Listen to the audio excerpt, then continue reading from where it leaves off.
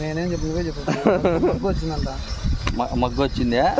ఒకసారి తీసి కలుపుకోవాలని చెప్పాలా. మగ్గు వచ్చింది, గంజి వచ్చింది పైకి అని చెప్పకూడదు. లోపల నూనె పొంగింది.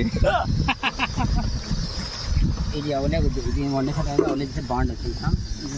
ఉప్పు ఏం తిన్నా? లేదు, నేను చేసినా అనుకున్నా.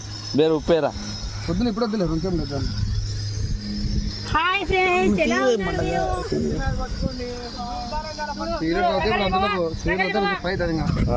చెప్పు. అంతలో ఒక రోజు సిగరెట్ తాగుతాం ఫ్రెండ్స్.